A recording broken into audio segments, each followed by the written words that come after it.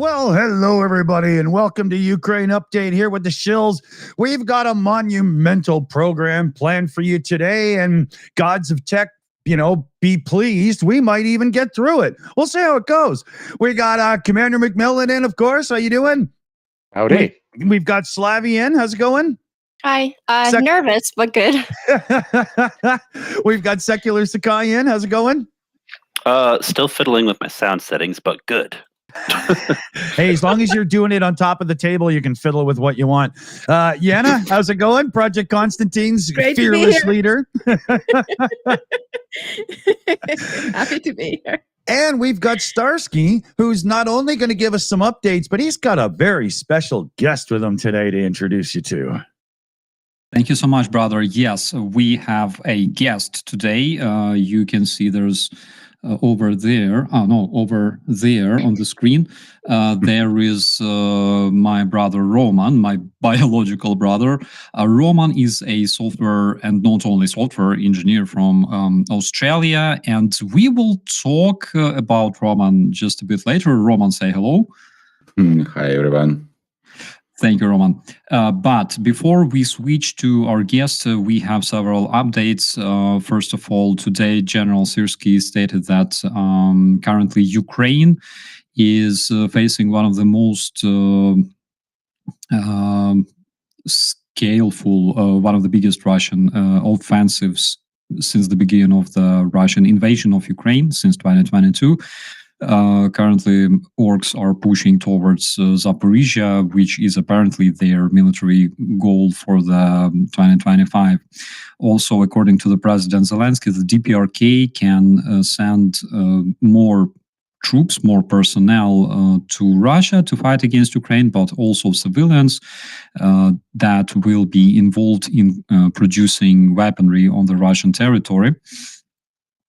This morning, a lot of Russian so-called military bloggers, fighter bomber, that asshole that I hate so much, he was crying that Su-34 fighter bomber was apparently shot down by Ukrainian F-16.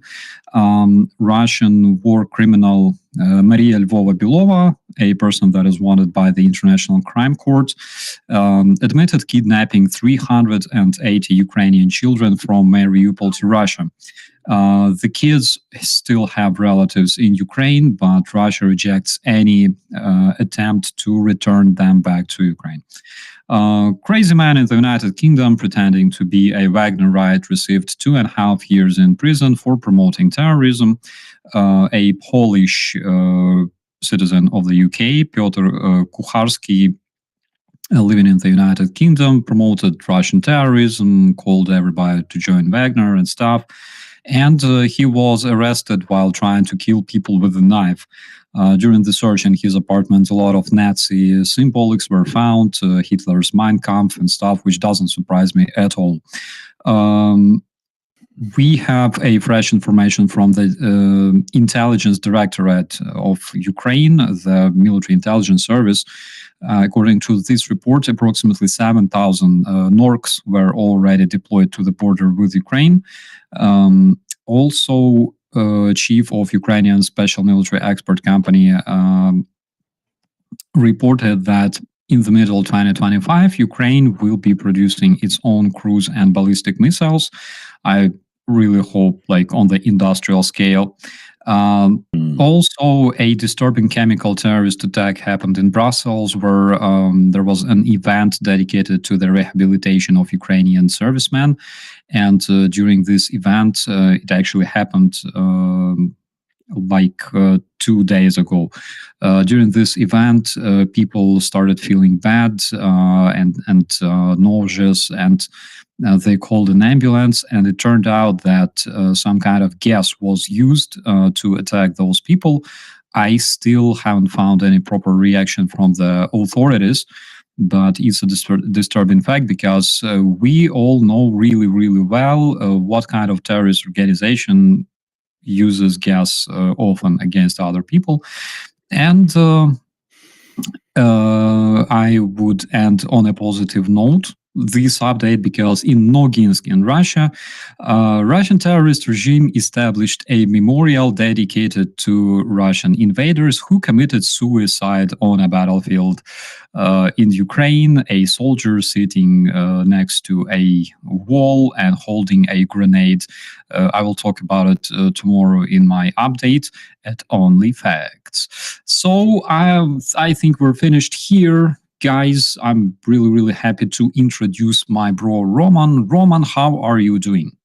Really good. Thanks for having me, guys. I'm giving the opportunity to not only watch but talk as well. That is so cool to see you not only like in the messenger but also on a YouTube now. So let's talk about you. Can you say a couple words about yourself? What do you do? What do I do? It's actually a long story, and it's easier to tell what I haven't done. Yeah, so currently I have as Andrew said, I'm a software engineer, but I'm also, dipping my toes in the electronics world as well. I'm a big fan of drones and robotics, these kind of things, and a few recent projects I've been working on is a little D-miner drone, which I helped to build my friend in Ivano-Frankivsk. He's an engineer and a very brilliant guy with lots of cool ideas. I really like how he's thinking outside the box, which also makes work with him a bit, challenging process. Yeah, and the new project I'm also starting, I can't tell you much about it. He asked to keep it a secret for now, but that would be a stealthy, silent, all-terrain little drone. More a robot than a drone, yeah. So just basically finished, selecting components, creating the circuit diagram, all this writing stuff and everything else. Just ordered the first part of electronics. Yeah. Oh my God, robot like automated stuff, right? Something that doesn't require to be controlled. Holy shit, we're really approaching, this era of like autonomous machines that exterminate people, like something I was imagining back when I was like a teenager. Oh my God. Question that I asked before this stream started, which is extremely interesting to me personally. How reliable are like metal printed parts from what you can tell? Can we utilize them to produce something that makes Russians good? I don't know. As I said, I'll try and tell you. I've never actually done any metal printing. That would be interesting. What's your opinion? What is the biggest challenge currently, if we're talking about utilizing drones in Ukraine? What are the biggest challenges faced by the operators and by developers of those drones? Oh, there are a few. So basically, what I can tell, there are heaps of engineers in Ukraine who are trained to create drones, right? So initiatives and programs like Victory Drones, Weary Drones, and Narodi Drone, People Drone, how you translate it? Yeah, People's Drone. Yeah, so they trained approximately, the last number I heard was something like 50,000 engineers. That's basically guys who have, the deep foundation knowledge. They can literally take two sticks, put them together with a sticky tape, add motors, and make it fly. Yeah. But the evolution is taking another turn. So we know how to create drones. We do create drones, but now we have to make them smarter, more reliable. Yeah. Typically, my Frankenstreper, the first. That's my bench model. Yeah. Typically, need to think how to increase the flight time, how to make it more autonomous, how to make it protected from the electronic warfare things. There are lots of challenges about the video transmission, for example, because the majority of drones currently use the analog video, which is like something very old from 50 years ago, 60 years ago. Even the video format is the same, PAL and TSC, you know that. And if you have a proper radio scanner, you can scan the frequency, pick up something which looks like a video transmission, you can capture it, decode, have a look, and you will actually see what the enemy pilot sees in their goggles. And there was a story I read on Telegram a couple of days ago when militaries were driving in a car and the drone detector started beeping and the guy pulled it out. And he was like, oh, there's a drone in the area chasing a car. And then he was like, oh, shit, it's our car. So they stopped, got out, and the car went boom. Yeah. And because it's easy to intercept, probably the biggest challenge, danger, I would say, when drone takes off, when it returns to home, you'd be able to get a picture of the location where it was launched and try to geolocate and do the artillery strike in that area. Yeah. So things like that, a lot of things. There is a huge dependency on the DJI drones. I mean, let's say Chinese drones. And need to start thinking how we can create our own drone which has a good video quality, good stabilization, can hover for a long time at some spot. Yeah, these kind of things. Yeah. Oh my God! I wanted to ask a question that I completely lost. Because regarding the drones, is it possible if we can intercept their video signal? Can we also intercept the control of the Russian drones? Yes. So basically, they use the Express LRS. This is the open source technology, and the technology is not protected. So there were like a few tickets in the GitHub people submitted saying that, hey, you have the open channels, the open communication. Can you introduce something to protect that communication between the operator and the drone? And they replied, no. It's a technology for the civil use. It's peaceful technology, so it should stay this way. And a few months ago, I kind of challenged my friend. He's a very good C++ programmer to have a look at the code. And on our way home from his work, he had some time. He looked there and he immediately found a way how you can capture the signal, record it, change, and play it back. So basically, you can make drone go crazy or fall to the ground. Yeah, and started researching this subject and turned out that there are a few things you need to have in mind. So first of all, you need to be in kind of direct visibility with the operator.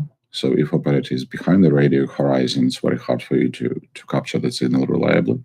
You probably need to raise your scanner somewhere up in the sky, closer to the drone. And the other thing was, people started making forks of that Express LRS. There is a Bandera LRS and I forgot the name of it, another edition of the software, which already comes with all the encryption and proper frequency hopping. So if a drone detects there is a noise at a certain frequency, it basically jumps to another frequency where, it has a clear communication with the radio. Yeah. That is crazy. Another question that was asked to me, which I struggled answering, Russians introduced wire-guided drones recently. How reliable is that, in your opinion? And what can they utilize them for real? Can we utilize them? And what can we do to resist those drones? They can definitely utilize them for real. It's a real threat currently. why it's a threat, because China started mass producing the equipment for those drones. Yeah, came to me by surprise. I was searching for something. Basically, if I go to AliExpress and search for this equipment, I see nothing. But if I go through the Google, I can see those products. Yeah, and Russia immediately flooded the front line with them. So I know that lots of these spy-guided drones operate in the Kursk region. Yeah. The problem with those drones, they are silent. Okay. So if this guy basically screams in the air, yeah, and you can detect those radio, waves using the scanner. In wire-guided drones, all the communication goes through the wire. So video feed, radio controls, everything else, it's silent. Yeah, they do have a few problems. So they can't make, sharp twists and turns and all these acrobatic things, because they disperse the wire, and that wire is quite brittle. They can't fly over some, terrain where that wire can, tangle and break, these kind of things. Yeah, they don't fly very high, but it's also a downside, because it's, if it flies above the ground, it's very hard to spot it. Yeah. And the Ministry of Defense recently announced a hackathon. So there are two topics: what to do to counter those big bombs they drop in Kharkiv, and what to do with these wire-guided drones. Yeah, and I Also actually got to be range limited, doesn't it? Sorry. It's probably fairly range limited as well. Yes, it's. I saw they sell those blocks with wires that is 5 kilometers and 10 kilometers, stuff like this. Yeah, so it's not a long range anyway. Yeah. That's interesting. But 10 kilometers is generally, it makes a good tactical drone. Basically, if you're at a position, 10 kilometers is more than enough to even strike an artillery unit that is operating, like we're talking about mortars and things like that. We have a question from Cheryl. Do you have trouble obtaining drone components? Do they only come from China? To make it clear, I live in Australia, right? And it's kind of a nanny state that the components I can get here, well, there is not a big variety. So anyway, I have to shop on AliExpress and get components from there. But things like, for example, the video transmitter, which can send 2.5 watts video transmitter, that's a thing which requires a ham license. Yeah, so I can only get it from China. Yeah, it's very hard to get them locally. Yeah. I heard that some guys in Ukraine, they already started complaining that some things are not easy to get. But I checked the Telegram channel recently. There is a channel dedicated to all these ongoing sales and everything else. And currently it's a choice day at AliExpress, and I saw people just posting coupons. And yeah, there were not much complaints. So probably it still works, maybe through other channels somehow. Maybe it's not a direct shipment, but maybe they ship them from the warehouses somewhere else, like in Europe, or I don't know. That's interesting. Of course, it's crazy that like a lot of components that we can obtain today only come from like a totalitarian country of China, which is, I don't know, it's not a sabotage, it's just bad luck, I think. But what can you tell us about the things that are already being used or utilized by Ukrainian armed forces that you helped to develop or create?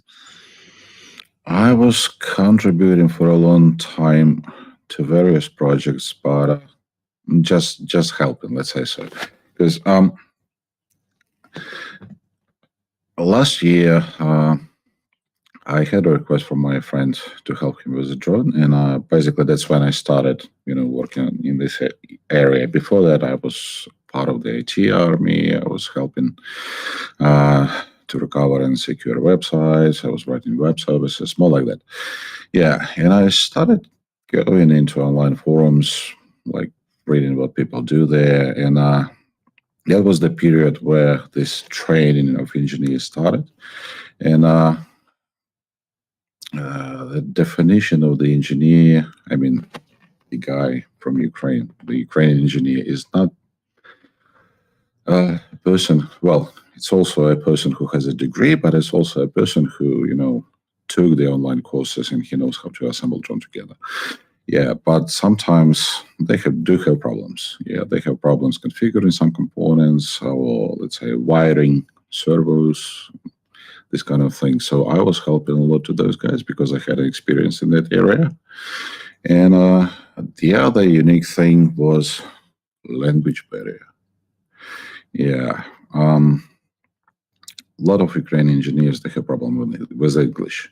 So when they search information, they typically search it in Ukrainian or Russian-speaking segment. And there isn't information, but there are bits of it, yeah? And when you go and Google the English-speaking segment, there are like complete articles and guides and everything else, everything detailed. There are GitHub projects.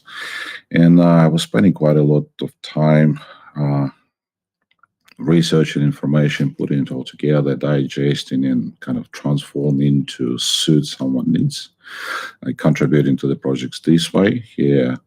So there were a few initiation boards, job systems, and I spent quite a lot of time thinking how to integrate the computer to the drone, how to use the digital camera, because the video system on the drone is obviously analog, so we need to marry both.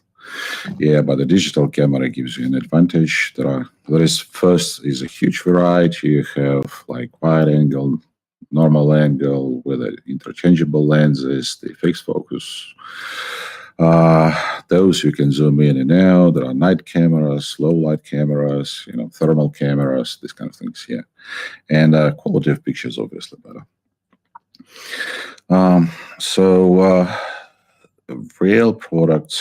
Real products I'm doing currently is those two drones, plus there are a few things I have in mind. There is third project is a very slow moving, it's an anecdote project. So I'm trying to create kind of a small tactical drone, make it a tool a soldier can carry together with his gun and a backpack and everything else. And a smart camera gimbal has a head tracking, which would be very useful for ground vehicles as well, because the majority of them has either fixed camera or it can move up and down. In a war situation are those vehicles which carry a gun, because the camera is typically aligned with the barrel and the operator has a very narrow field of view.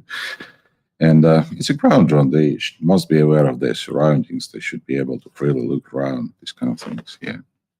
So these 4 current projects I'm currently concentrated on. Yeah. For in case we didn't get to it as well, our direct donation boom fund and whatnot is going to Roman to help facilitate, filaments and production costs and needs and whatnot. So that's what we're up to here. So don't be shy. Donations are more than welcome. Oh yeah. Thank you very much.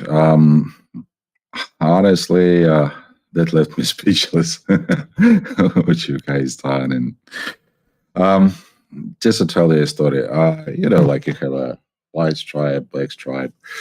Yeah. So eventually, I came to the point where I needed this 3D printer to keep the work going. And savings rent thing, I prefer to fund all the development myself, because being conscious, money is needed on the front line. Yeah, me getting a printer or brigade getting a car, these are different priorities. Yeah, and I was debating a whole week with myself: should I try to put a fundraiser, or just wait until I have a next payout, and this kind of things. And typically we do run small fundraisers in the local community, but it's end of the year, and we also host Victor Blacksmith. It's a guy. He's a real hero. He lost both legs. He lost both legs on a war, and Global Atlas Global Aid organized the surgery in Sydney. So his flight, they raised money for that, and currently we are raising additional $100,000 for his. Okay, this is what. Oh, are you doing the other leg? Because I know Atlas is doing one leg. Are you doing the other leg? Yeah, that's right. Oh, okay. Awesome. I can see why you paused for a second. How do I say this properly? He was actually in his Twitter. He's like, one organization is fundraising for one leg, and the other one another leg. That's right. That's what we do. Yeah. Oh, that's cool. Yeah. So, anyway, and then I had a dental surgery which went bad, so I had complications and painkillers didn't work, and I was catching up on the sleep weight. It was less painful, and a bro woke me up in the morning saying, "Hey, we are kind of close to fundraising," and I was like, "What?"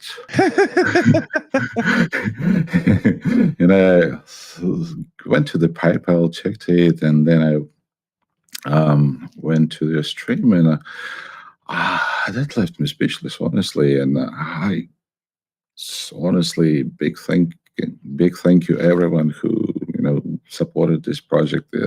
That gave me so much inspiration, and it basically was like a ray of sunshine from the gloomy sky. The first one in a very bad week.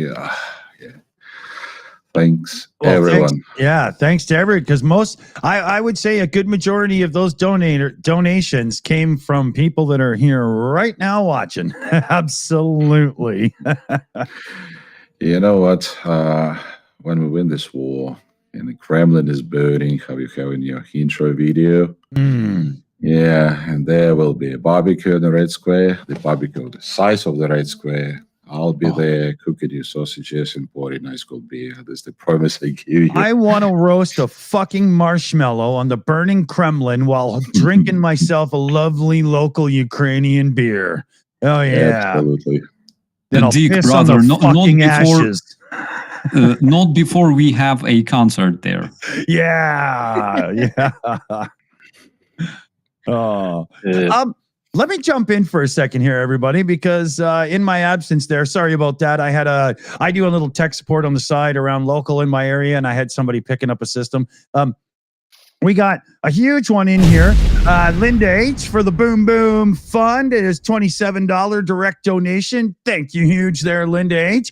We've got, let me just go back in my list here. We got Johnny Nedregard gifting out Shills memberships. Thank you very much. Darren Vaughn comes in with a super chat. Jesus, Slavie is too hot. Oh, to be 30 years younger. I just read them. It's Petra Olsen comes in with her super chat. Always Swedish kroners, 129 of them. With love to Ukraine, and with love it gets sent. Thank you very much, Petra. Johnny Nedregard comes in again there with Norwegian kroners, I do believe it is. Can you use a fishing line as optical connection? I don't think it's anywhere near pure enough. The light would just be ruined, right? That would never work. Yeah, it's not going to work. No. That optical fiber has a special properties. Yeah. How lights travel there, the distances, speed, and everything else. The frequency. Yeah. Oh, yeah. You don't just, too bad. Wouldn't that make it easy? Oh, yeah. Just grab some fishing line. We'll wire the place together. Yeah. Awesome. Yeah. It's a little more complicated than just putting two cans together with fishing line. Yeah. Too bad though. Good shout though. I like the thinking, right? March and Lugan there. What's the $10 super chat here. It's got a number 10. I think it's trying to tell me that's your 10th super chat, but I don't believe that's correct, because I guarantee I've read your name more than 10 times. Welcome, Roman. Good to have you. Oh, that's a great super chat. Welcome indeed. And then Yvonne Wake, the queen of the super stickers around here, put that cute little fox guy going, hiya. So I think we're caught up for now. A whole bunch more just flooded in, but I'm not organized yet. So we'll organize them and we'll chatter and then we'll come back to more shouting out. But thanks for the support, everybody. Huge thanks. Awesome. Oh, I've got a question actually. I'd like to ask right quick. Hey, Roman, so have you had any experience as of yet, or anyone you know had experience working directly with naval drones a bit, aquatic drones? The reason I ask is because, obviously we, in previous reports have seen their effectiveness when used in the Black Sea against enemy naval forces. But one use that I have been interested in learning about is whether or not a combination of aerial and naval drones could be used to transmit both resources and information to partisans working against the enemy in the occupied territories. Mm-hmm. Naval drones. No, I don't have any experience working with naval drones. I believe that party which currently operates them, the special security services, special services anyway, yeah. So I don't have good enough level of clearance I gotcha. to get access to that information. Yeah, well, and it's a little hard because there's really just the one place that can be deployed as opposed to aerial drones. They can be used anywhere, of course, including deep within Russia, targeting straight at the Kremlin. So yeah, that I just figured I'd ask. Okay, thank you. Cool. Let me just check. I do believe we have a couple of questions in. Yeah, here we go. Operator Starsky. Is Roman, or I guess for Roman yourself as well, working for a company, a drone club, a volunteer group? Okay.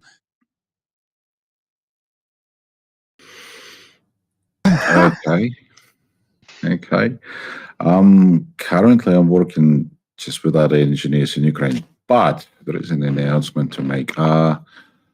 My friend is starting a tech hub in Sydney. Yeah, so I think he already made some agreements with the International Legion and Birds of Magyar. Yeah, so they're going to send problems this way, and we'll try to find the volunteers, create an environment for them where they can come together, discuss problems, and try to solve them, and obviously deliver solutions that way. Yeah, so that is coming, and I'm really looking forward. That should be a very interesting adventure. Yeah, so I'm really looking toward it. That's cool. Sorry, I'm trying to get some stuff in the background sorted too. So I'll lean on whoever wants to say anything because I'm juggling too much garbage. News-wise, there was a couple things I think we all wanted to get into as well. Roman, I wanted to ask you about the different filaments and stuff. I don't know if this was brought up when I wasn't here or not, but are you doing any testing on let's say you've got a drone body design and it's for lightness, but you still need enough strength and tensile strengths and stuff. You know what I'm getting at here? Mm-hmm. Right? Gotcha. So, yeah. Like the material science aspect of the engineering process. Thank you. Well, I've just got a printer, and I will definitely, try a couple of things. But from my research, there's carbon reinforced nylon, these kind of things, yeah, which looks quite promising. Yeah. Cool. There was another question, by the way, asked the other day. Do you cooperate with the Druk army?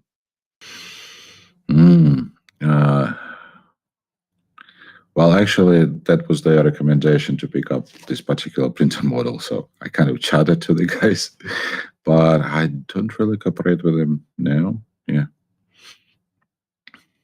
Well, maybe in the future, now that you have a tool. Yeah, very much. Let me see here. There was Gail was asking in the chat, Roman, how long have you lived in Australia and what is your favorite food down there? Got to be Marmite. Trying to remember. That was. I've been living here for 13 years. Yeah. Okay. Favorite food, you wouldn't believe it, but Japanese. All kind of sushis. Yeah. You guys are brothers. Oh, seriously? You said that too, Andrew? Well, of course, we traditionally discussed like the best food because food is the best topic to discuss. Food is something that brings people together. Yeah. Like everybody knows that. And by the way, I think you live more than that because I remember, and I still have that picture from like airport. You were going there in 2008, which makes it like, what, 16 years? 16 years, yeah. Oh, yeah. That's right. Not 13 years, longer. Time flies. Time flies, and with all this, big news and work and everything else, it's very easy to lose track of it. I always say time flies when you're getting older. Yeah. Especially that. And there is a sick explanation to this. Because when you are a small kid, and basically if you're 6 years old, then 3 years is like half of your life experience. But when you're like 43, that is nothing. There's a good documentary on this. Cool. I just want to say that I love how we casually overlooked the war that Commander tried to ignite there for a second of Marmite versus Vegemite. I know. yeah. I almost took the bait and said, no, he's a total Vegemite guy. You can see it in his face. And then I thought, no, Low-hanging fruit. Too easy. Totally. Hey, man, I'll grab it. If the fruit is there, I'll still I want to eat it. Every time our ships would go to Australia, the RAN guys would try to get us to try Vegemite or Marmite, one of the two. Team Thames. It's an acquired taste. Yeah. It is. It's big in South Africa as well. It's nice. Oh, yeah. Really? Not Vegemite though, but Marmite See, is. I'm going to be the Brits wonder about us with peanut butter. Yeah. That's actually about like all the people I speak to who are like volunteers in Ukraine. They're like, we miss peanut butter. We can't find peanut butter. Wow, really? Apparently, it's not big there. I mean, it was invented in the States. Peanut butter is just one of those things, If you go into the kitchen and you're bored and you don't really know what you want to eat because you're not really hungry, you just have like a muffin or something and peanut butter it, whatever, toast. It's just, that's not right. You got to have peanut butter. Okay, we got to fix this, Starsky. We're going to start a peanut butter import business, buddy. That's what we're going to do. You know what? No. Honestly, you will have a market with all the foreign fighters in Ukraine. Yeah. Yeah. Literally, Viper just asked for me to send them peanut butter. Viper, wil ek vir jou kykie botter bring? Like Black Cat, Yum Yum, because I'm coming to Ukraine in December. What do you want? Yeah. Oh, speaking of which, we should shout it out. Make sure you're here tomorrow as well. Same time, everybody, because we've got a live Q&A and a fundraiser with Viper the Sniper going on. It's going to be a great show, so don't miss it. Oh, Viper's a great guy, so yeah, be sure not to miss it, everybody. Mm-hmm. Yeah. It'll be awesome. Yeah. I remember when the invasion started and I started streaming for you guys, there were a lot of people asking me, people from like the United States, asking me about the peanut butter, because in Ukraine, generally, we don't have this culture of peanut butter whatsoever. And you can only find it like scarcely in different supermarkets in Ukraine, at the bed stuff. But I used to eat peanut butter a lot because I was working out, and peanut butter contains a lot of proper proteins, and stuff. Therefore, I was into this culture a bit. And I remember all this started when we were in 2016 at the military exercise in Yavoriv in Ukraine, together with our NATO colleagues. And we had American MREs, which were interesting. I cannot say that they were particularly like tasty, or because the tastiest are Ukrainian, of course. I think that Ukraine can only compete with probably like French MREs. French MREs, they're like the most gourmet. Yeah, but makes sense, right? Ukrainian MREs are so cool because you can consume them regardless if they're cold or hot. Doesn't matter. It always tastes nice. But in the American MREs, there was always this like 2 crackers and peanut butter, and and some cheese, I think. Yeah, and it was really cool. Awesome. One thing that I try not to take for granted, because it's hard. I do find it, but it's harder to find outside of Ukraine. The yogurt drink, kefir. And luckily there are a few, like from the 60s, Ukrainian American companies that have it in Canada and the States. But yeah, that's like my peanut butter. That's my thing that I love from Ukraine personally. Bro, you want something that is similar, at least to kefir, go to any Turkish or Arabic store, preferably Turkish. They have ayran. That is basically the same. It's like kefir, only with a bit of gas. And it takes something similar to that. Kefir is, of course, a bit more mild and like soft. But generally, what people don't know about kefir is that it, because we're talking about fermentation, it contains a bit of alcohol. It's like not much, it's like several percent, yeah. But if you keep drinking like all day, you can, see your relatives from the other dimension. Turns into absinthe, Yeah, that's why it was my favorite drink when I was young, probably.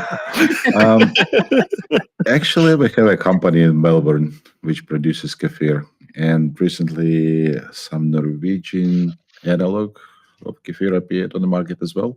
It doesn't taste it does not taste the same as Ukrainian one. That rich, deep taste of the sour milk, the fermented milk, but it's close enough. There's always regional differences that make it just a little different, right? Yogurty, yeah. Yeah. Are there any popular brands that mix it with like fruit flavors, like blueberry, or vodka? A popular flavor. Yeah. Well, I would definitely buy that. Yeah, I would buy that. But there's actually a great Ukrainian brand here in LA. Of course, Ukrainians make kefir called Lifeway. They sponsor a lot of like Ukrainian events, obviously. So if you see it in your stores, because the brand is huge, make sure you get it. Lifeway. Oh yeah, you can find it at Walmarts and United Markets all over the States. So yeah, that's actually the one that I usually find when I'm traveling. Lifeway.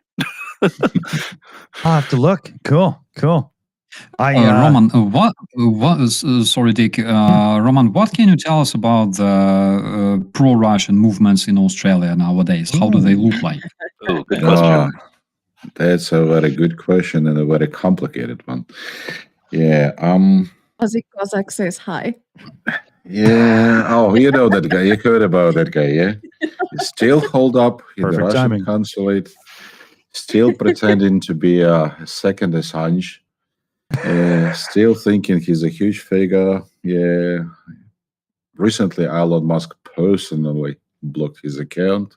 That made him very pissed. Yeah. Thinks he's huge, like Arnold Palmer's schlong, according to Trump. I like how his name is Simeon, but it's Seaman, really. Yeah, I'm gonna have to start calling the things that you say. You know how they like say Southernisms for Southerners from the U.S. We're gonna have to call the things you say like Northernisms. I love your way of with words. Isn't that a specific thing in the UK though? That, you're in Northern, like in the UK, it's a specific slang as well. Yep. I worked at the television back in like 2011, And my best friend from there, like interpreter, he was translating all our content in English and stuff, or from English. And he was like nagging a lot about it because, for example, when there is a character in the movie or in the show, Semen, which is like a Ukrainian name, it's like widespread Ukrainian name, you know. And how do you like title it properly? Because nobody will understand. Like, what do you mean, like seaman? What the hell?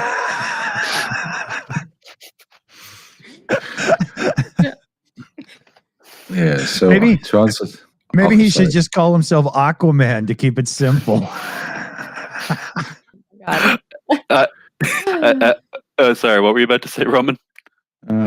He goes under the code name Fatnik Assange, you know, community. Oh yeah, that one too. Yeah, Fatnik Assange. Yeah, there was a hilarious thing happened recently. So I can't tell you exactly whether that bill passed or didn't pass the Senate. So we have a misinformation bill. It's going to be a big thing. So basically, the government wants to keep the propaganda and misinformation, all those, you know, half truths and false truths at bay, and make those people basically who brainwash other people responsible if they say something which is not true, obviously. And a lot of, well, actually, quite a few of those political leaders from the least significant parties, they organized a rally to, you know, against that bill. And that Simeon, he also tried kind of get a time on the stage, but he failed. They refused to give him that time. And why it was hilarious, because the majority of those people just 2 years ago, they were pro-Russian. So they were coming to the Russian rallies, they were supporting the mighty Russia and, you know, these kind of things. But this time, I won't be telling the names, the main guy, he said kind of, no, we're Australians, we need to, you know, look after our own people, we need to push their interests, which was also like, that was a third time he said that, probably because they typically mention that when it's time for elections or so, yeah. But yeah, that was funny. He's losing positions, yeah, currently. Yeah, I know NAFO Australia is quite big there. They would always put up posters by the Russian embassy. It's hilarious. We're like all on the group chat. It's so funny. Like, they put up posters. They have all these resources that they make available for basically anyone in the Southern Hemisphere. But I know they put up all these stuff. I remember when it was like the anniversary of the Moskva sinking, they had like a meme competition and put up all the good ones for the embassy. Yeah, our NFO is hilarious. Yeah, they are very, very good people, and, you know, with a very great sense of humor. That poster run is happening a few times a year, and it's always funny. Nice. Couple of shout outs I'll get us caught up on here. We've got New in the chat coming in with a 60 euro super chat. Mr. Dawson, could you please split this donation for whatever is needed today? My PayPal is glitching somehow, so I had to put it through the super chat. Slava Ukraine. Maybe peanut butter too. And Marmite. I always keep a little kitty for the odd person that can't donate direct because of whatever, and super chat it must be. So I should be able to do that after the show, no problem. And then Joe Medley gifting out 5 Shills memberships. Woohoo! Thank you, Joe. Love the gifted memberships around here, very much indeed. A couple of direct things from that Buy Me or Ko-Fi coffee place, whatever. I never get it right. Spider Fate in with $5 for the Boom Boom Fund. Huge thanks there, Spider Fate. We got Just Jimmy in. Have a couple of beers on me, Mr. Dawson, with a $10 donation. My friend Just Jimmy, I shall do exactly that. I hope you're pretty, because I'll take you on a date. And then we got Michelle Marr, for drone components for these magnificently brave Ukrainian heroes, Slavie, Ukraine. And that was a 15 direct donation in as well. So our little direct donation fund is already starting to grow kind of nicely. Big thanks to everybody. Huge thanks. And let's see if we can't rev it up a little bit more as well. Last few of these were direct PayPal donations in. Boom Boom Fund for Roman, and that's Kathy Summer in the chat, 33 direct donation. Sharon Cummings, Drones for All, Slava, Ukraine, and that's a $67 direct donation. And Joe Medley came in again with a $30 direct donation. Quote, for Roman's project. So huge thanks, everybody. Huge thanks. Let me just do a quick little thing here.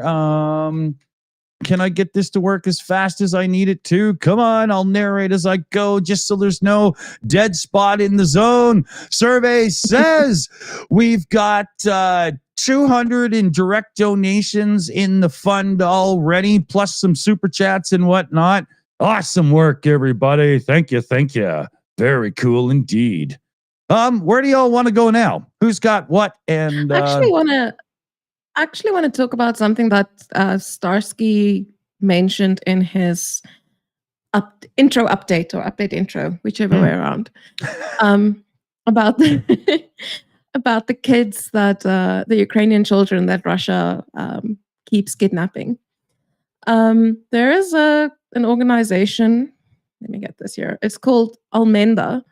Was started in Crimea, in Yalta, and now it is.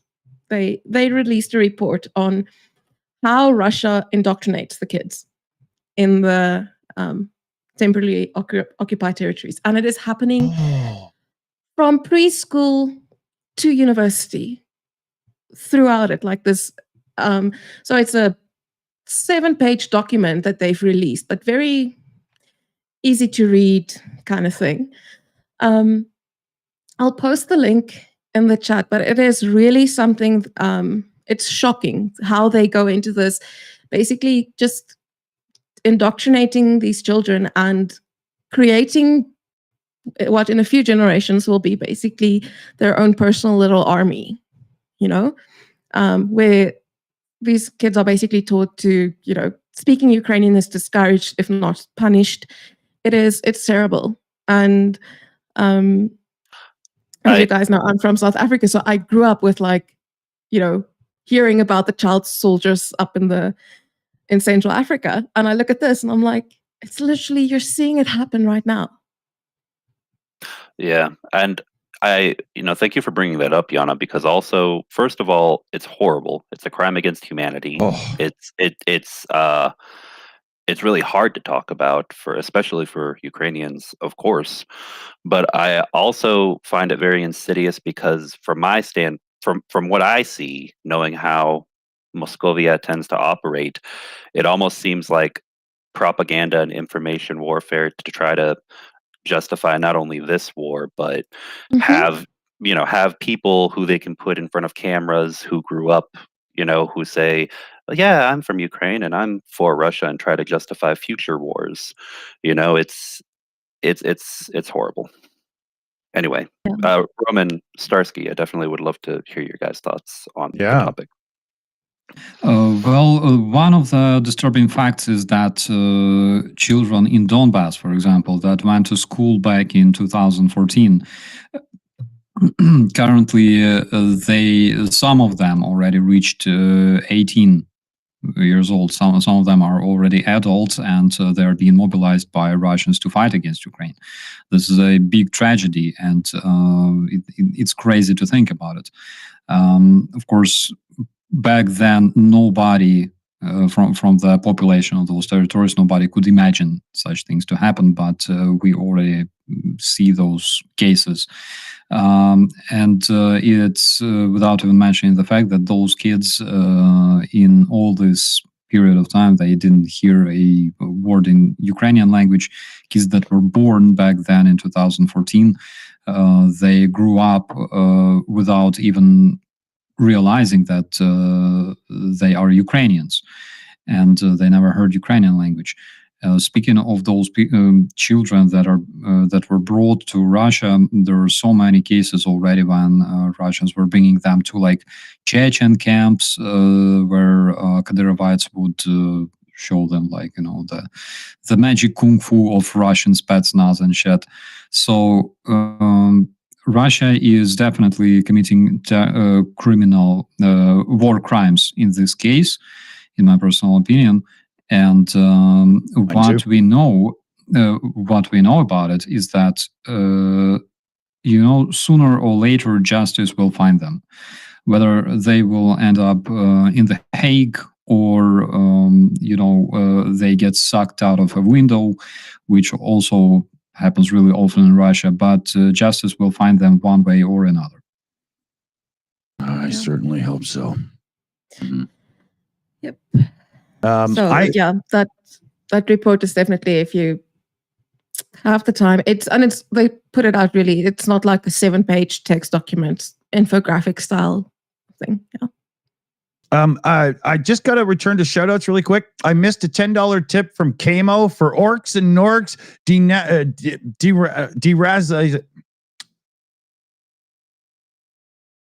Dear Lord. For orcs and norks derazation. It's the tongue twister of this. It's killing me. I'm de-Russification?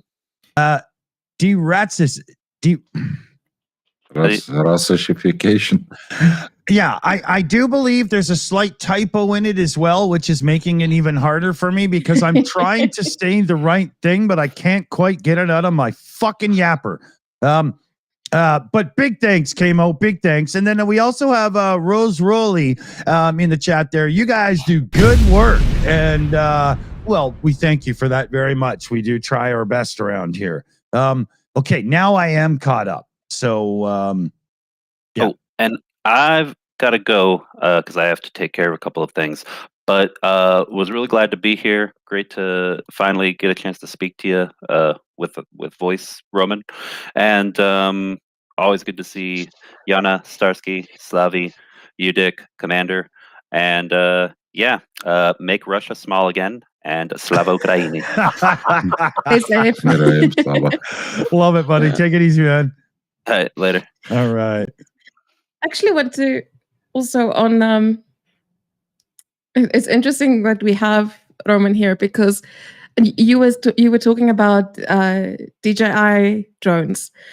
That's kind of like one of the things that we have now, and I know you guys will remember me talking about how the 67th needed repeater drones. So we did make the payment, and it's bought 5 DJI Matrice drones, just short of $30,000 US. Yeah. Let me do this for you. Say that number again. $30,000 US. It's crazy. I mean, and we had the money, but it took this while for us to get things sorted with the bank because the bank is like, where's this money coming from? Yeah, where's this money coming from? And then when we wanted to do the transfer to the company's account, their bank was like, where's this money coming from? What are you guys doing? It was the admin just behind buying these drones was so, you're like, guys, come on. We just have a very big photography business. Okay. That's why we need these. But yeah, and then we've also bought a 3D printer because the brigade has their own drone lab, basically. Oh, cool. So we bought a 3D printer and a cutter for it cuts things. I don't know what, but a cutter.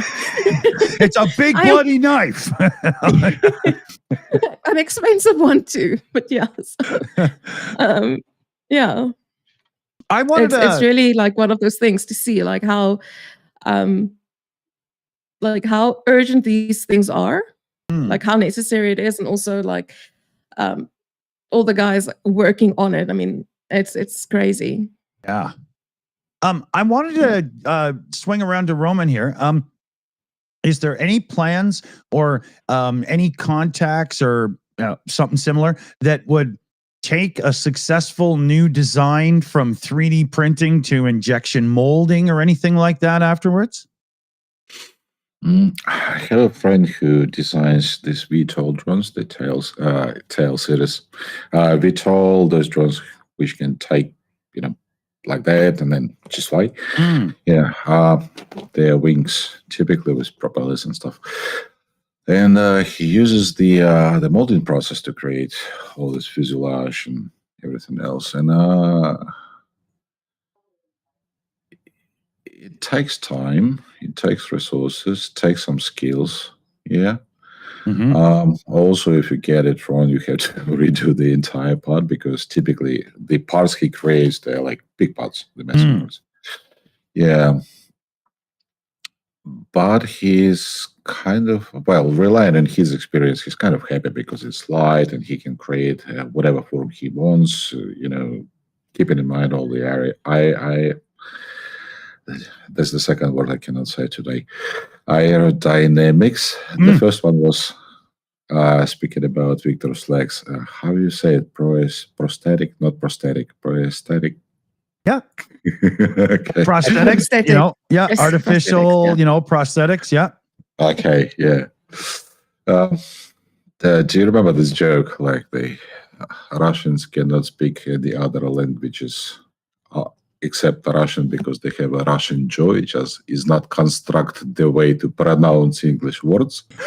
Yeah. My Ukrainian jaw refuses to say aerodynamics and yeah.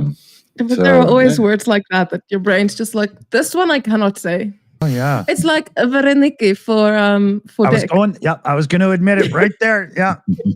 Yeah. I don't know what it is, man. I can't get that word out of my trap properly. It's just blah, blah, blah, blah, blah.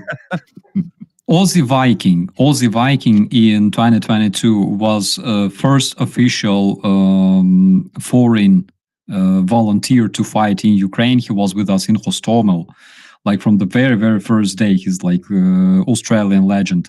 And Aussie Viking back in March, I think in March 2022, I taught him how to pronounce Palyanica, because we use this word to, identify Russian spies.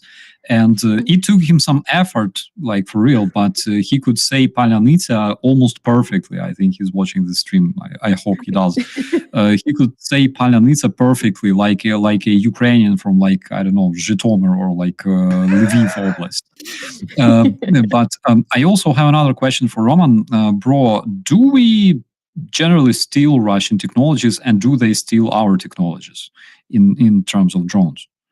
Oh, for sure. These things happen, yeah. What I wanted to say that we obviously try to protect our tech. So basically, if they shut the drone down or it falls because of the signal jam or whatever, we have those little initiation boards I was talking about, which go kaboom and try to destroy it. But sometimes they fail, so they go trapped into enemy hands where they disassemble and inspect. And same thing happens with the tag. So there are few interesting channels in Telegram where people basically post reviews and videos. Yeah. But some of the tech which comes from China is common for both sides. Yeah, China basically keeps a very interesting position here. Andrew, they'll play both sides. They just want the money, right? Yeah, it's Andrew. I remember you were a fan of this Art of War book, or Sun Tzu. Yeah, there was a saying like I don't remember it exactly, but something like sitting on a bench of the river and waiting for the body of your enemy floating by. So they basically just sit there and watch, the river is getting full of bodies taken by the stream. Yeah. And it's depressing. Like the other day, I came to the Facebook group. This is my favorite group about electronics, microcontrollers and stuff, where, the amateur people come together, share their ideas, ask questions. They present their little weather stations or internet radios or smart clocks, this kind of things. And this is the group where I tend to relax. Just read, see, maybe I can learn something new. Yeah, and the first post I saw was from Tues, and it was like, oh, our company created a system to acquire, track, and destroy targets using an FPV drones, following with images and everything else, and a company speech. And why do you post in this group? My question is, like, don't they salesmen, I don't know, do some research? And, hilarious things. A couple of years ago, there was basically a flood of similar posts in Ukrainian groups. And they were starting like, hello, Russian friend. We opened a factory somewhere in Siberia and we are producing the drone motors. So write us in private if you want to get it. In Ukrainian group, yeah, they don't even recognize the language is different. Or, right. I don't know. Hello, Russian friend. I still remember that. Yes. Jeez. Wow. Yeah, just that cuts. Yeah, that cuts. Let me just look here. I got a couple of shout outs I can do. Paul Gilbert sent in a $30 direct donation for Roman's Boom Boom Fund today. Huge thanks there, Paul Gilbert. And Lynn's definition came in with a $25 direct donation for Roman's Fund as well. So thanks, everybody. Woohoo! We are doing some fundraising. Love to see it. Love to see it. Love to see it. Commander, any stuff from the week that caught your attention you'd like to, get into? I think this thing that's influencing what's going on the most right now is what's going to occur in 3 days.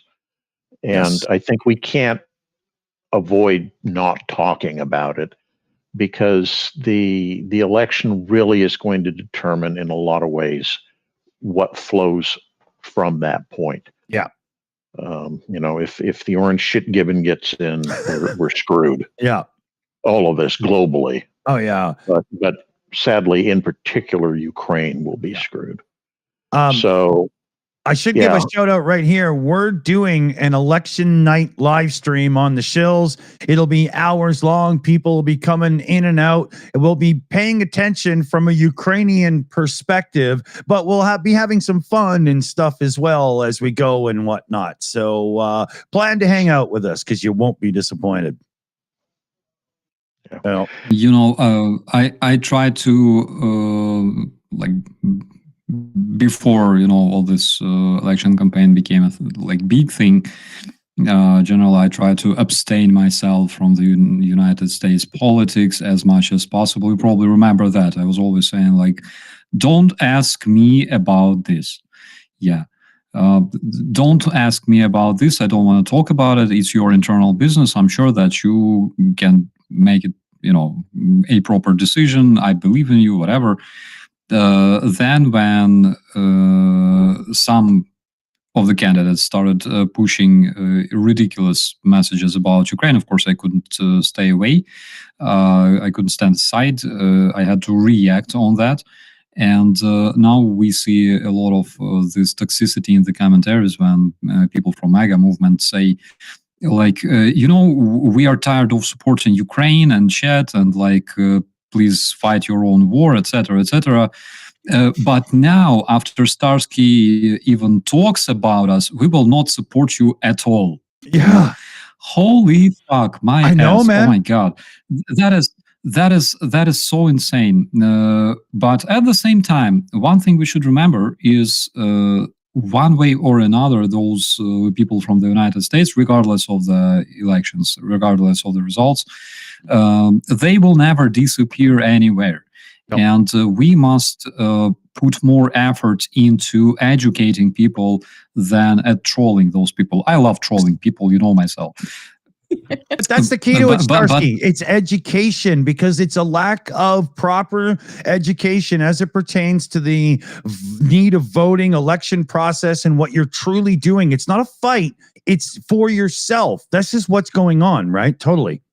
And yeah, I would absolutely. also, I would point out that it's not just here in the U.S. No, that's true. That's evil slide towards authoritarianism Mhm. We've got it is bad here. happening everywhere, and it's mind-boggling why it's all happening at the same time. Yeah.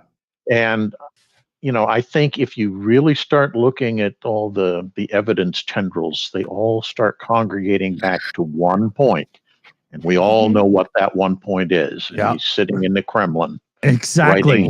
riding his polar bear or whatever the hell.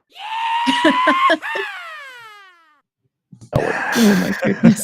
Yeah, Yeah, guys, I tell you this.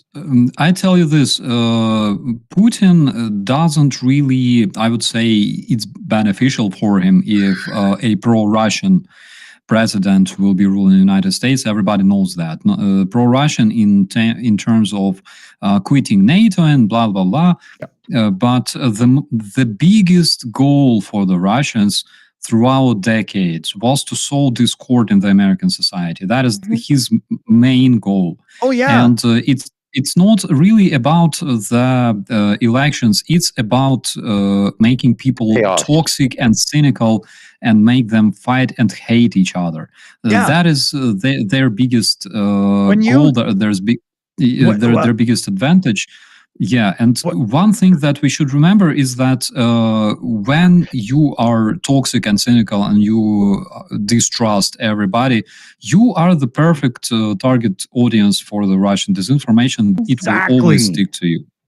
Exactly. You by falling into it, you make yourself a target to take it further and further and further. Once you're in that rabbit hole, man, your brain is mush, right? Yeah, and we're not talking about blindly following mainstream media and things like that, but think a bit about yourself. Think about things like your local community, country, the government that you have this privilege to elect, and things like that. And also think about things like you are Americans, you are not Russians. There's nothing that connects you to Russia, nothing at all. No values. You have nothing in common. Freedom of speech, etc., etc.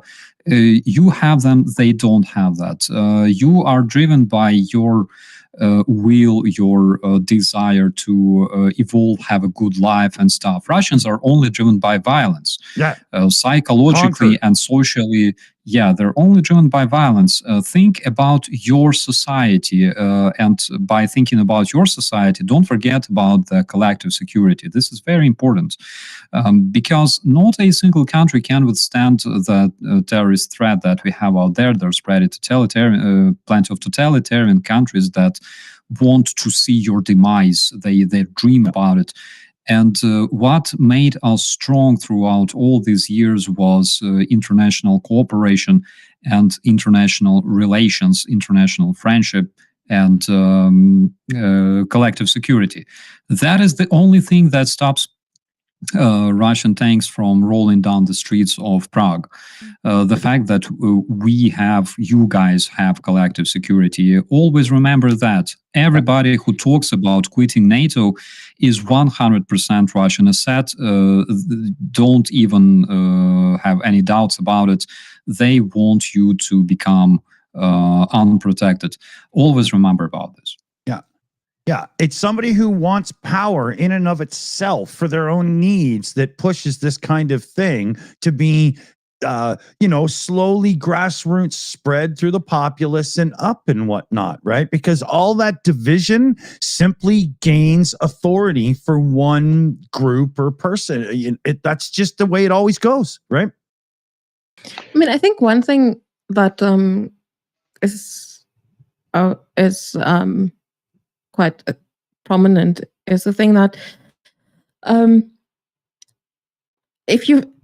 for those of you who haven't spoken to Russians, I envy you. First of all, yeah. And OnlyFans doesn't count.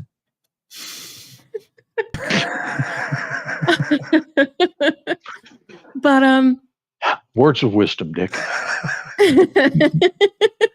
as always.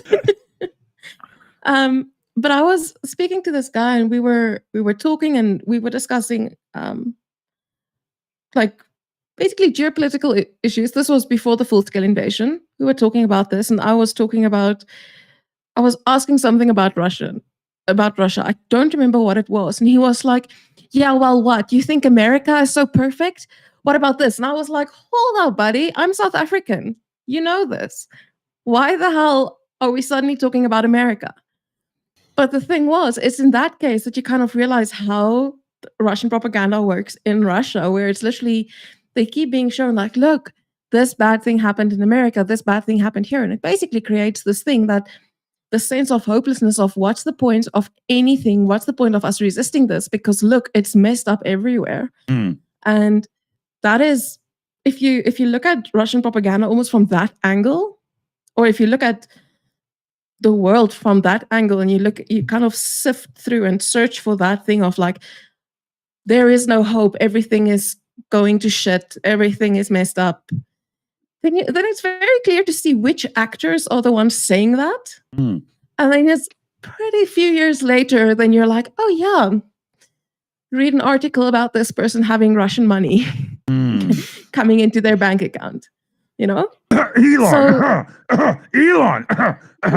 Sorry. Not true. Fake news. I mean, seriously, if you want to hear people criticize America, just ask an American what's wrong with the country.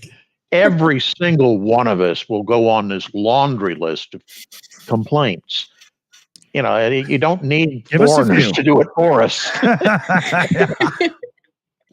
But you know, the most ridiculous thing you can imagine is literally asking Russians what's wrong with America, because you can see this.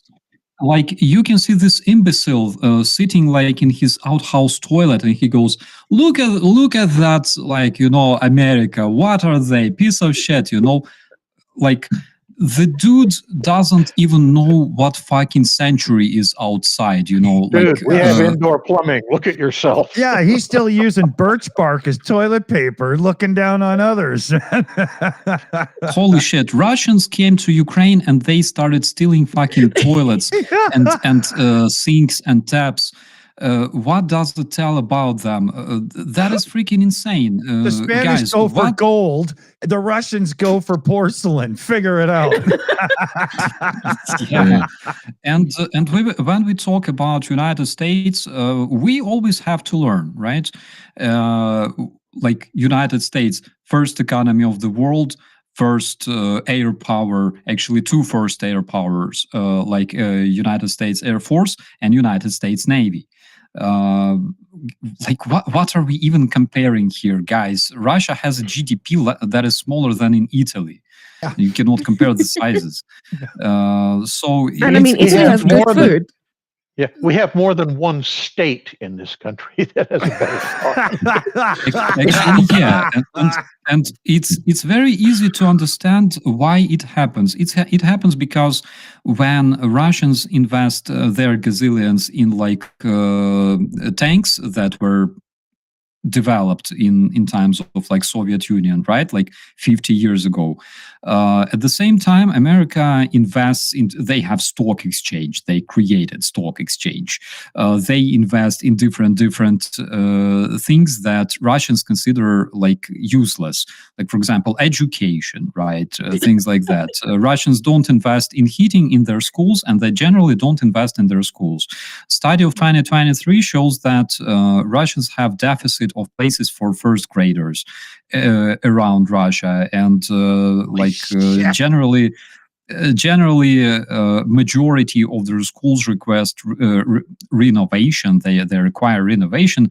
But what's the point of spending money on renovation in Russian schools and raise kids if you can literally spend money on buying North Korean shells to kill Ukrainians? So there are different priorities. People don't listen to what Russians say about your country. They have absolutely no idea because they don't want to learn from you. They want to see your demise. That's all, And of course, they don't respect you. Again, another thing that makes us absolutely different from them is when we have respect towards other people and towards our partners. Because even though we have a lot of conflicts in communication, for example, these days when United States only sent 10% of what was promised and yada yada, but we can overcome this because we are civilized people. We know that if there's a problem, we can always find a solution. Russia doesn't care about finding solution because Russia doesn't care about its partners whatsoever. And speaking of partners, only 3 years ago, you could see Putin visiting G8 summits every single year. Nowadays, Russia's closest partners are North Korea and Iran. Are you fucking kidding me? Right. And they say they're very best fine countries. people. I guess it's when you hit the bottom of the barrel, you got to hang out with who you find there, right? I mean, I guess that's what's going on. Sad thing is, my country is included in that bottom barrel. I know. But this past week, the Ukrainian Minister of Foreign Affairs, Mr. Sabiha, he came to Ukraine, to South Africa. He met with the diaspora in Pretoria and it was at the embassy, and I gave him a PK patch. And the other thing is, the day after he met at Freedom Park, which is this big memorial park in Pretoria. And he met with members of parliament and everything. And I'm like, this is good to see. And I think that had the elections in South Africa not gone the way they had this year, they might have refused to see him. Because that happened in 22.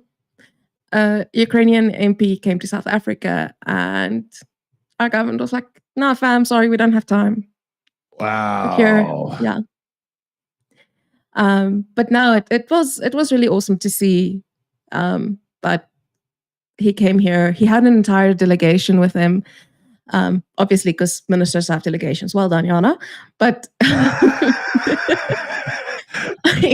well, these guys, it's important to say because he could have had puppets too. I mean, you just don't know. True. Thank you for having my back. But yeah, it was really it's really awesome to see that there's this counter for and that Africa is being seen as an important role player because Russia has been investing hardcore. Oh yeah. And yeah, it's kind of good to just see it balance out in a way. It's still a long way to go, but yeah. Question in for Commander here, and it's from Viper, the crazy badass orc slaying sniper. He's in the chat right now, so everybody say hi to Viper. You'll see him tomorrow on our show. We're doing a fundraiser and a Q&A hangout and whatnot, and it'll be everything you expect from a Shills show. You'll get lots of personal insight, lots of cool information, and he'll probably tell you about his favorite foods too, because that's just what we do around here.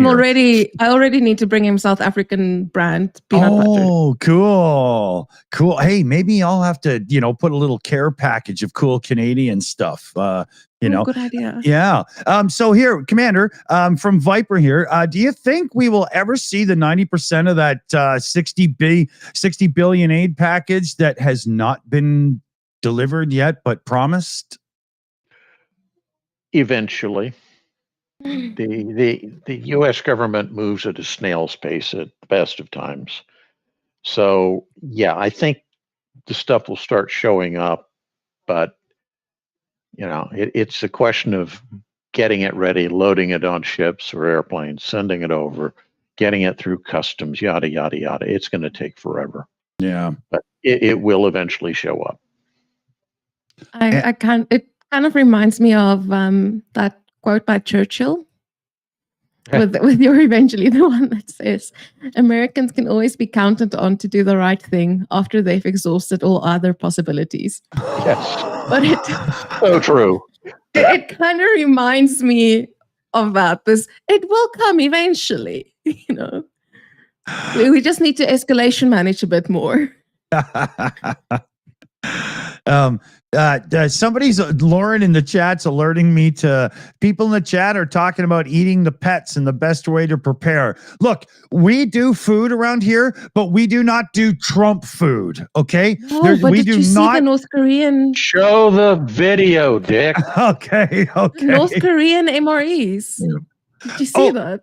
Okay, I haven't seen that. I'll if you can round me up a link, I'll show. But well, it's not a link, but I just saw a report of it. Like their MREs is literally canned.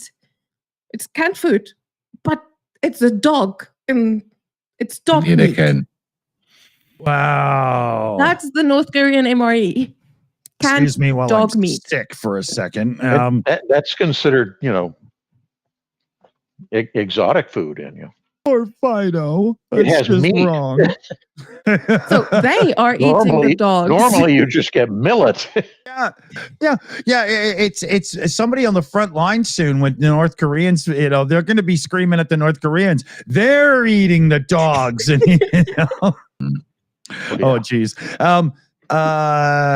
Wasn't I gonna say something now and I totally forgot my whole train of thought? I have a small remark because this is the first time we will see the situation shift big time, because until these days we only saw like Russian being eaten by dogs, and now it will be like vice versa.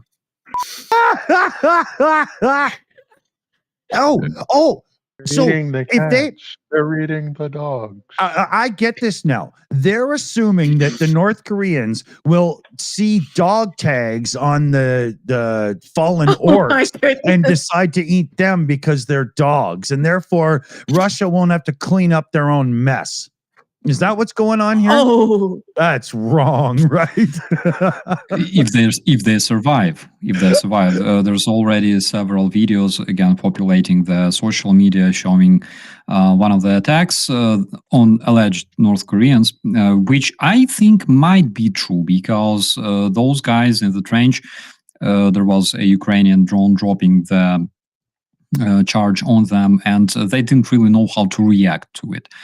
So it makes sense, in my opinion, could be. And we also have a report from the Armed Forces of Ukraine, from the General Staff, who reported, I believe, like 3 days ago that they already hit the dislocation of Norks with their artillery in the Kursk Oblast.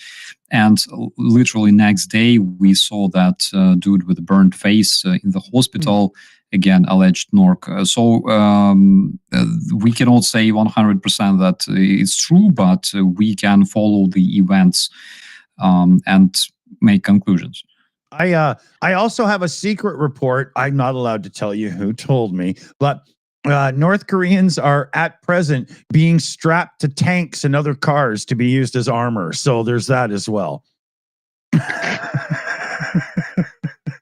South Park joke. Come on, somebody's got to know where I'm going with that one. It's a wetware problem. Okay. I had a couple more questions I wanted to get into here as well. It wasn't me who was asking, Commander. I heard more comments in the last days speculating about North Korea maybe sending a couple of thousand troops to Russia every other month. Is there any real information floating around about this? No, it's speculation. I'm dubious they would do that. I think part of the issue that we need to realize, and people don't talk about, the guys that are getting sent to Russia, they're never going to go home. No.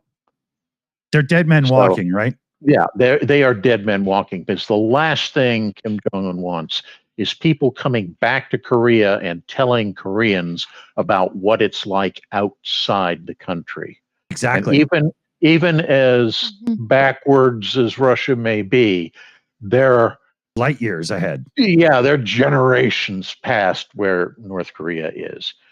And North Korea is like still sharing the shit stick in a communal bathroom in the little town, right? Yeah. To give you an idea, and this goes further into talking about the North Korean troops that are there. Somebody was saying, "Oh yeah, but they're so much better trained than the Russians." I'm going, no, they aren't.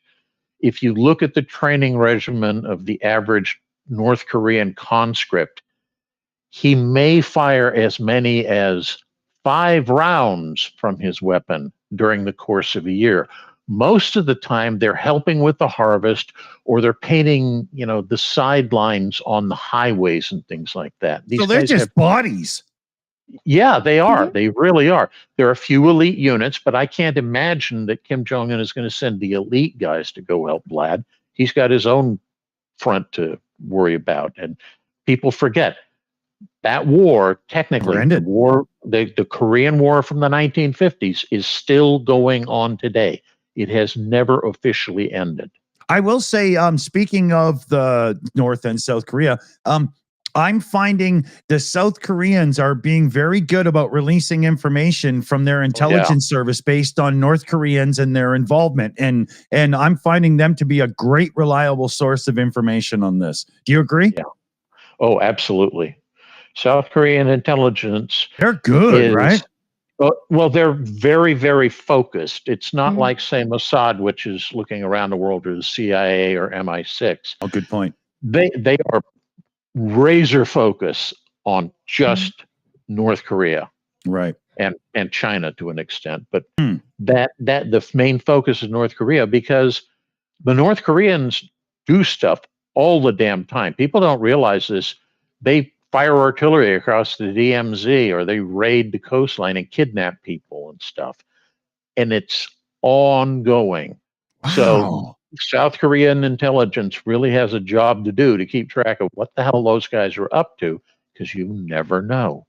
Jeez, I didn't know that. On the other hand, maybe we will see another unexpected situation there. When North Koreans arrive to Russia from North Korea, and they look around and they go, "What a fucking hole! Let's go." Yeah. That definitely may happen after they. I was going to say, I think the 10 to 12,000 that they have there now, and that's probably about the limit you're going to see. Now, I'm not saying they're not going to send replacements as those troops get killed. So let's assume, for argument's purposes, that 500 die in the next month. There might be 500 more North Koreans coming to replace those losses, but I don't think they're going to increase the size of that 10 to 12,000 commitment significantly. Commander, how do you think will we see this as a trend? Will we see other totalitarian countries sending their troops to Russia, probably like China, Iran, Syria?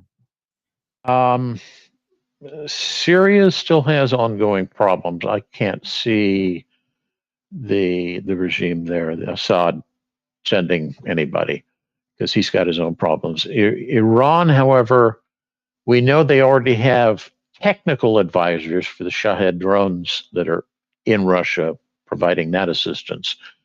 It would not surprise me if things get worse or continue to get as bad as they're going for the Russians in terms of losses, that some deal is negotiated and you may get some, Iranian forces sent. But again, that becomes problematic because they have their own internal problems as well. Because it's an interesting topic, because it can definitely become a trend if they want to, create something like Warsaw Pact version 2, and they already have North Korea, the military cooperation pact with them, and they can also involve other countries. I talked to the only expert on Iran I have right here with my girl, and she said that highly unlikely for Iranians to join because, for example, during the war between Iran and Iraq, the 8-year war, even then, not really a lot And of the people ongoing troubles with Israel. Yeah, especially. Also, for example, when there was operation against ISIS, not a lot of them wanted to, to participate. Not a lot of them wanted to be recruited. But at the same time, when they have like official pact for military cooperation, do you think it will be possible? That they would send troops? Yeah, it's possible. I don't think it's likely, but it's definitely possible. It would not surprise me if it happened. Let's put it that way. We got another one here from Elvin Archer there for you, Starsky, for Roman as well. Has Roman heard of Tech for UA? They develop tech and drones in UA, especially fiber optic control. Rick did a great video with Troy a couple of weeks back from their program. You guys know of that at all? I've heard about it for sure. Heard about them for sure, yeah. I can hook you up with anybody if you want, because Rick obviously knows them. So, I could just pass the information on for a WhatsApp chat or something, That would be great, yeah. Yeah. You never know, right? There are so many, various organizations supporting Ukraine now in the tech space. It's unbelievable. Commander and everybody here, because this is one of those topics.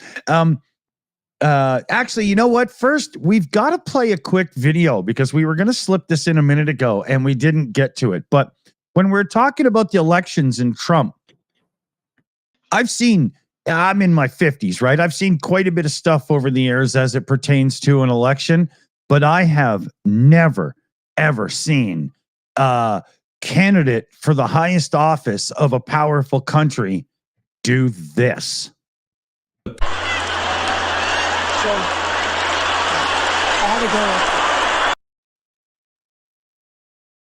Do I have to play that? Just here, hold on a second here.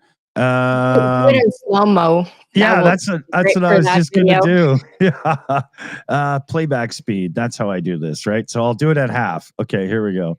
I'm like saxophone with it. He's a bobbing and a weaving, people.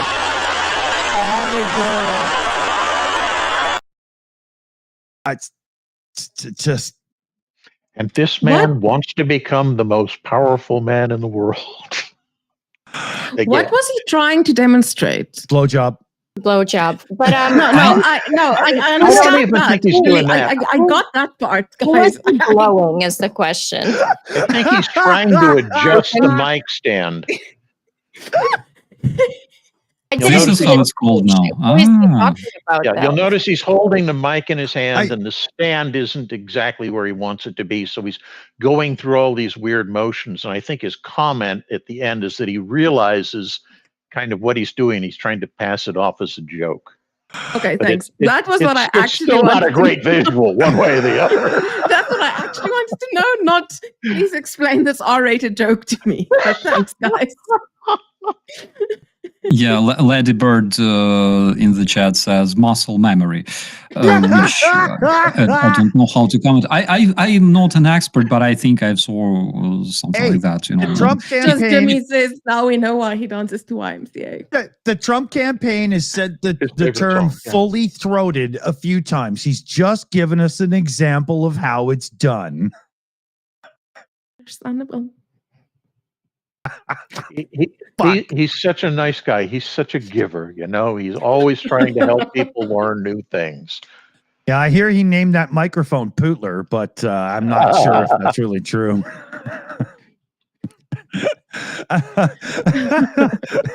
I'm not an expert, but I think I saw something like that, in a specific categories of the porn sites out there. Oh my goodness. Oh, okay. That's it. He was just advertising his new OnlyFans page, right? That's what it was.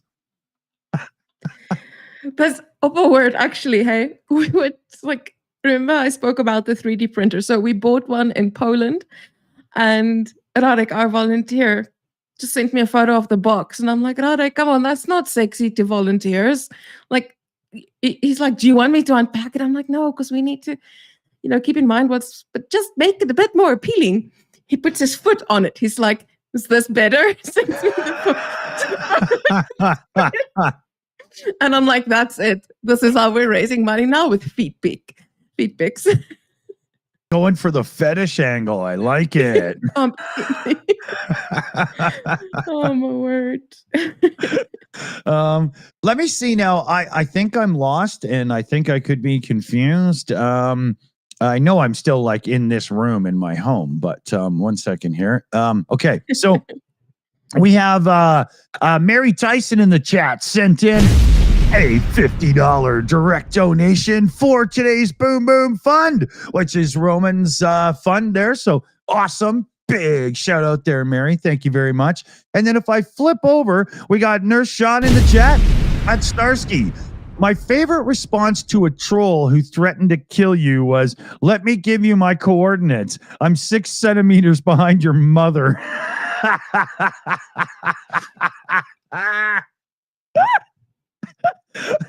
Oh, shit. I'm exercising those, there were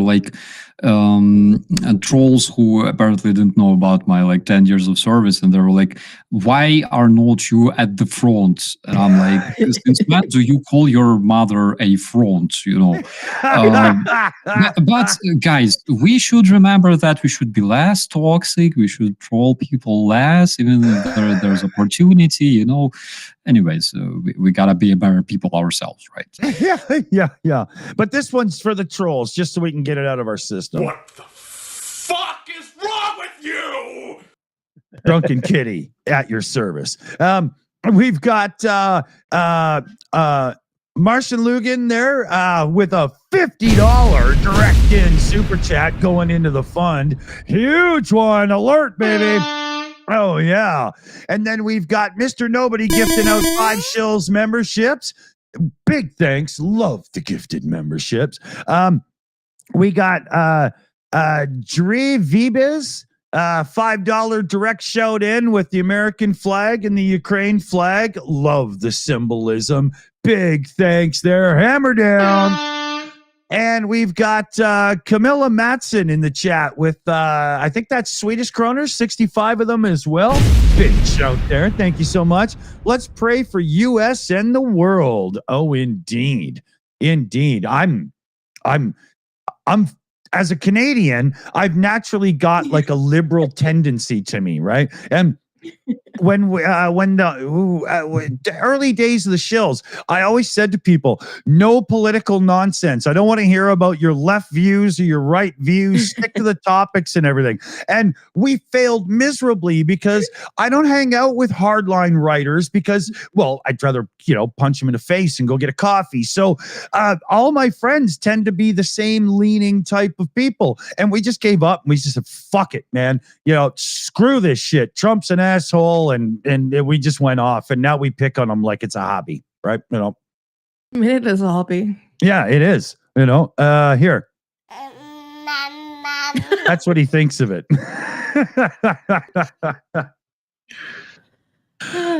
So let's see here. I didn't even get through them all, did I? Or did I? Yeah, I think I did. Okay. Boom. Yeah. It's my video too. Boom. Okay, here we go. Yeah, I'll get it already. Thank you. Yeah, so I'm asking you guys that if you want to donate to Project Constantine tonight, that you rather donate to this fundraiser that Dick's going to show you. It's a guy who served with Pete, and his daughter reached out to us. They need a new car. They have truck. I keep forgetting. I was going to do it. They only have one truck for the entire squad. And with this, they do errands for to go to the shop to buy food, and that's how they get to position and everything. So they're kind of in a difficult place. That truck was given to them by us, by Project Constantine, but it has not been to the mechanic in 6 months. Ooh. And you remember how Pete always said Donetsk eats cars. Yes. So, yeah. They have a fundraiser, and the mods have been posting it in chat. Awesome. Yeah, here, we're going to play the video, pepper the chat with the link there, mods, and we'll get the message, pound it in from the ground level. Here we go. Hello guys, this is Machine Gunner Squad of 3rd Mechanic Battalion of 67 Brigade. These guys need your help because they have a problem with car. They have only one car for whole squad, and this car working as a battle car.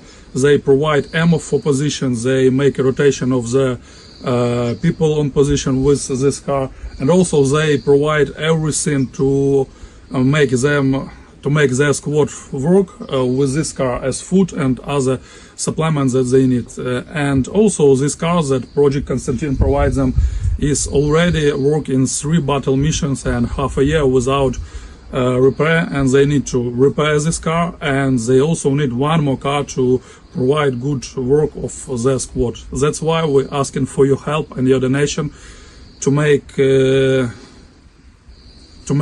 provide them one more car, because they are very in need of this. All right, so let's get with them there. That is Loza, that's Pete's commander, who had that, and they need 300,000 hryvnia, which is about $7,250 US dollars. But yeah, so we just told when Karina reached out to us, she's like, "Can you guys help?" We're like, "Yeah, we can't buy it ourselves because we're already at that limit where we're like with money."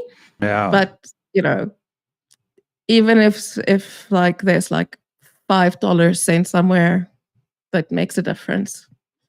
Yeah, very much so. And coming up in the week coming, we'll be helping with that fundraiser. We just already had, commitment. Thank so you. we'll do that the week coming, right? For sure. Thank you so much. Fundraising efforts seem to be doing okay around here these days because, as we say, we get some amazing viewers in this show. It's awesome, So, huge hearts to the viewers. Right? We can't do that. We can't help without you guys. We're just sharing the message without the support. I mean, I'm a guy raising a kid on the autism spectrum, and I'm on disability. My donations, I mean, I don't even think I could have paid for a drone at this point without the help of everybody. You know what I mean? So huge, hearts for everyone. Let's see hearts in the chat. Everybody just put hearts in the chat. Flood the damn chat with hearts, right? Let's do it. Let's see here. What do we got for time? We're okay. Depending on what everybody else has got for time, my son isn't home for the rare Saturday. He's usually home with me, right? So I can push it a little bit if need be. There was a couple of questions. Let me get into the right room here. Here it is. There we go. We've got Roman. We've got a team of moderators in the background, and they're grabbing the questions and organizing the shout outs for me. And it makes it so much easier to have a perfect team behind you. Wow. Where are we here?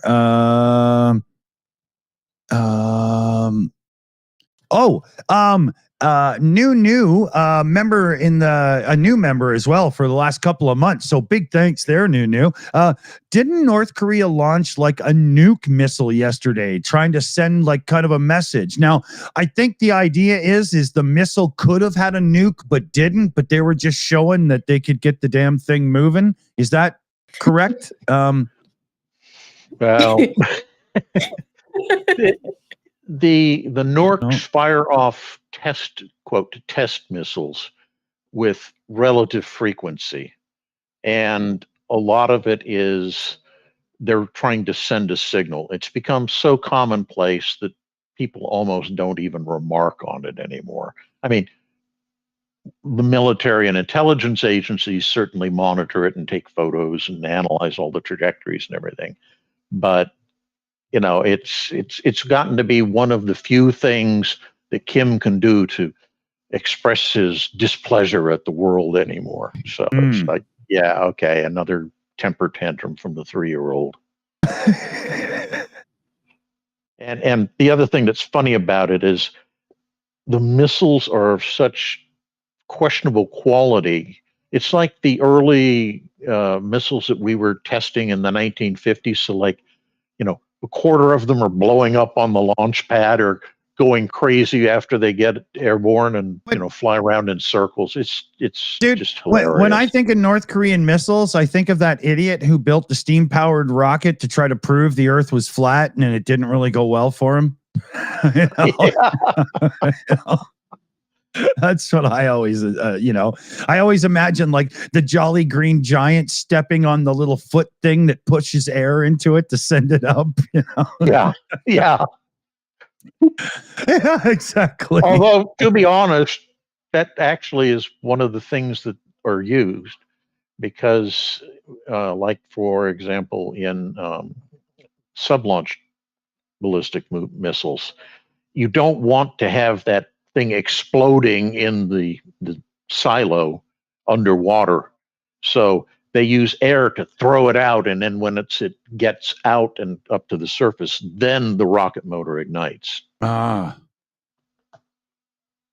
So it's not entirely a joke, but it's still funny. Yeah. No, I think it even makes it funnier that there's a shred of truth in there. It's just not the right one. A couple more here. We've got Duncan Stewart. An ICBM went to space and landed 300 nautical miles from Japan. Sorry. Meanwhile, U.S. Defense Secretary Austin there was shaking hands in South Korea. Probably one of the reasons that they decided that was a good time to launch. Mm-hmm. Again, it's, how dare you go talk to the South Koreans? Right. My favorite thing, though, is still there's this North Korean, this woman who fled from there, Yeonmi Park. She's got a really good book, but she says maths in North Korea is very interesting because it's like you have 5 American bastards, you kill 2 American bastards. How many American bastards do you have left? That's their math problems in North Korea. It's insane. Like that's how they do maths. But it shows again like that typical thing that you have where like you have to have the super villain to rally people like around you. I mean, it's the same in Russia. I mean, like the West is evil. Yeah. Yeah. America is the devil for North Koreans. Yeah. Ever since that whole thing, right? Ever since Alan Alda and the gang from MASH were over there, right? Do you remember back in, I think it was the 70s, the Norks came out and captured an American intelligence collection ship, the Pueblo. They still have that thing, moored and carefully maintained as a museum to the evils of America in one of their ports. Wow. Wow. Yeah. I just got a message in, so it's no longer a day that I can go too much longer on. It's just the way it works. So let me make sure that I'm caught up on any shout outs that have to be done here. New message in the chat there. Love the vibes here. You are all awesome people. Now that's the kind of thing I don't mind hearing at all. Thank you very much. We try to keep it casual, cool, still tackle important things, but at the same time, enjoy the time together and have some fun. Strange balance to find, but we managed to do it, I think, for the most part. So let's see here. We should do the run around the table and see what everybody has to say quick before we bow out and bid our most amazing viewers adieu. I'll start with Commander McMillan today. What do you think, buddy? Sure. Two usual things. Number one, please communicate with your elected officials and let them know that Ukraine's fate is important to you and you want your government to continue supporting it. And it's not just referring to Americans, but any country. Let your people know that Ukraine is important and needs support. And for the American listeners here, make sure that you vote before the 5th. It's vital to the future of the world, please. Yes. Amazing message. Please get your ass off the couch. You can get a 6-pack later. Just get to the polling station and do it. Right? Even I did. Right? For ours, that is. But yeah. Let's see here. Jana, what do you think? Yeah. Just thank you guys for having me, as always, and for continuing to support Ukraine. And just make the right decisions when you vote. That's all I'm saying. But yeah, also thank you so much to everyone's support. And yeah. Awesome.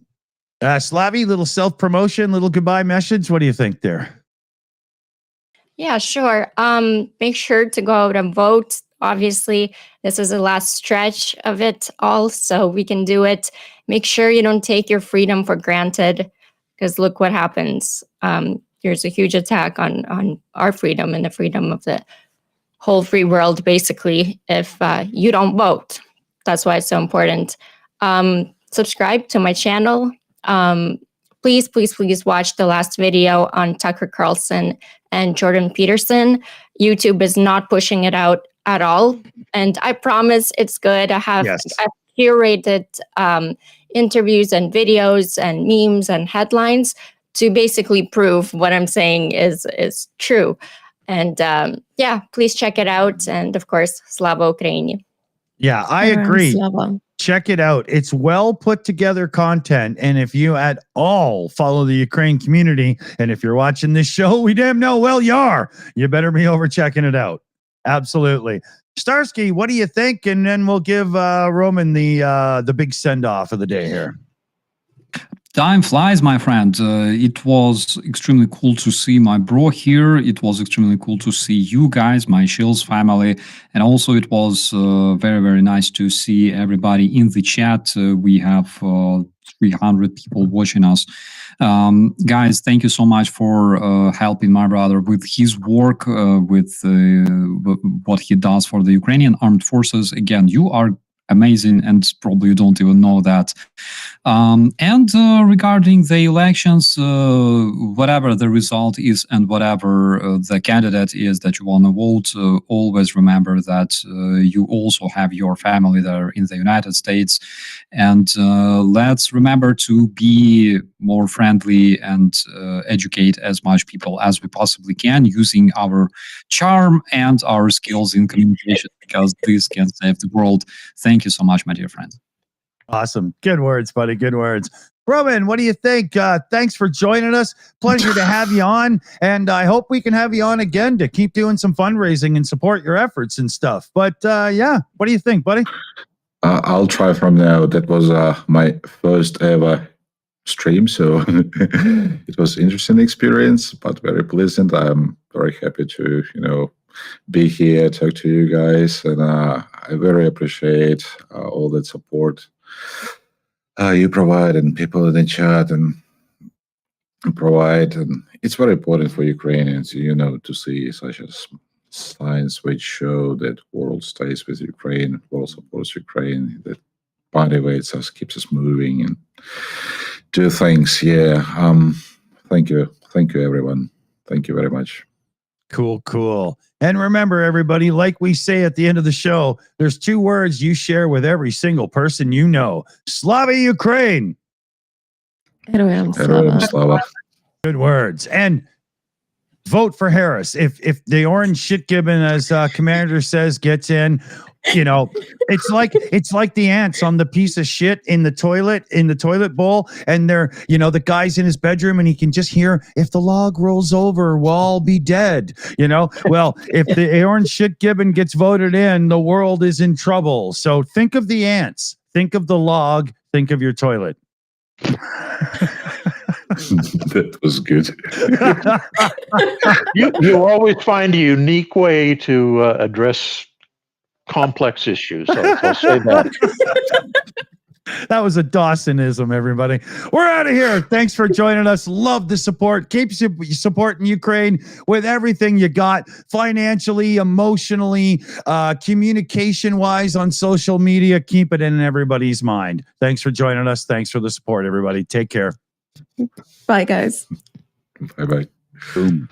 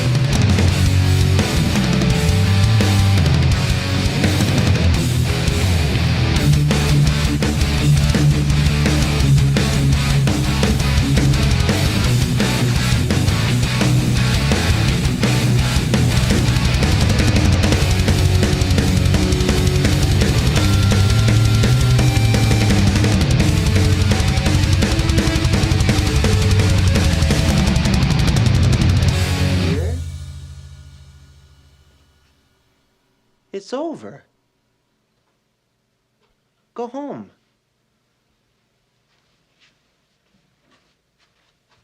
Go.